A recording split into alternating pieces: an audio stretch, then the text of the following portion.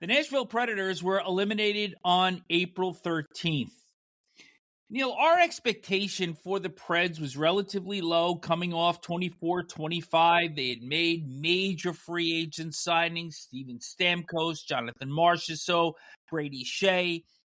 And the end result was they finished 7th in the Central, 14th in the Pacific, and 30th overall.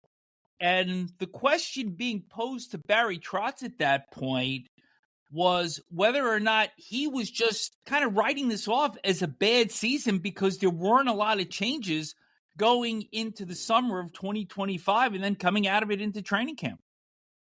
No, they didn't make a lot of changes this summer, and so our expectations for them were very low considering how they'd played last season. I think that Barry was trying to do a one-year thing and try to sign these free agents while he accumulated young players and young assets.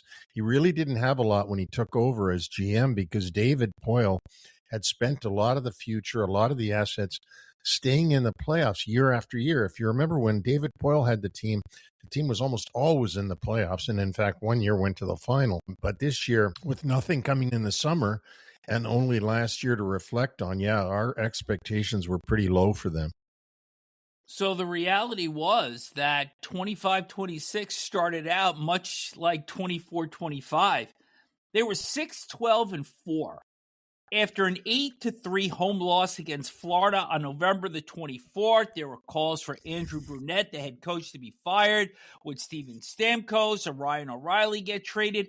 And then in the next 49 games, they go 28-16-5.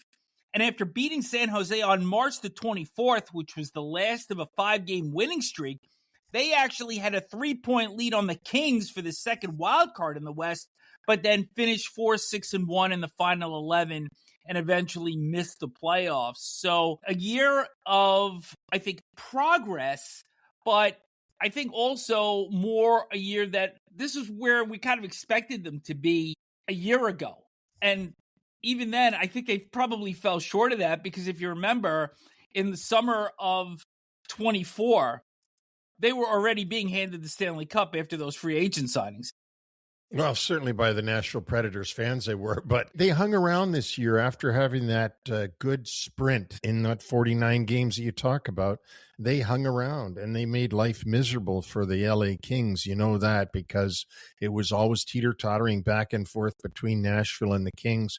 But then eventually, as the schedule would dictate, the Preds fell out of it and the Kings kept going and grabbed that wild card spot and the privilege of playing against a Colorado Avalanche. On the plus side for this team, Steven Stamkos and Filip Forsberg both reached 40 goals. Ryan O'Reilly went from 53 to 74 points. Luke Evangelista, fourth in team scoring with 56 points. And they also got 17 goals from rookie Matthew Wood. On the downside, Marchessault dropped from 56 to 31 points.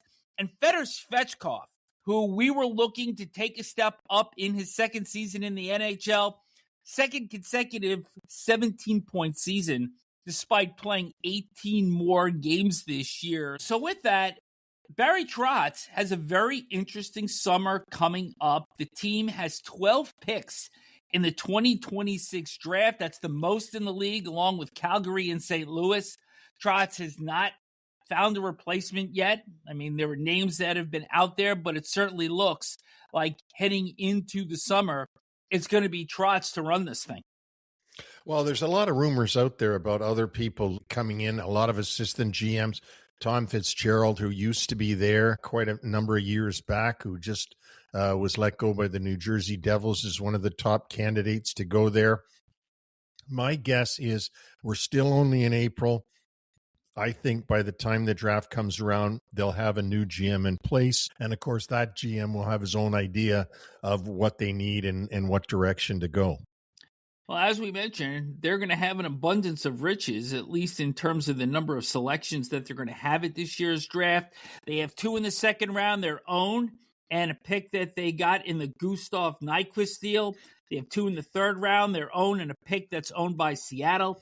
2 in the fourth round, their own, and a pick owned by Pittsburgh. And 3 in the fifth round, their own and picks owned by Edmonton and Carolina, that Hurricanes pick coming in the Mark Jankowski deal. The Predators have $7.2 million in projected cap space. Their UFAs, forwards Eric Haula and Tyson Jost, and their lone RFA of significance, defenseman Justin Barron, who played 52 games for Nashville in this past season. So as we start to look and unpack this a little bit, all of the big guns, the big names for the Predators, have contracts that will extend beyond next season, with the exception of Steven Stamkos, and of course includes Captain Roman Josi. So there is the ability to build and keep this team intact for the new season and perhaps improve upon the steps that they made in the latter part of 25-26. But for now, they can't keep depending on Steven Stamkos and Filip Forsberg to get them 40 goals each and try to get them in the playoffs that way. They've got to get some contributions from young players. They did get that from Luke Evangelista this year, who was fourth in scoring. But they're going to have to develop more players, more young players. They're going to have to see things coming. And again, this will be the architecture of the new architect, which will be someone we don't know coming in to replace Barry Trotz.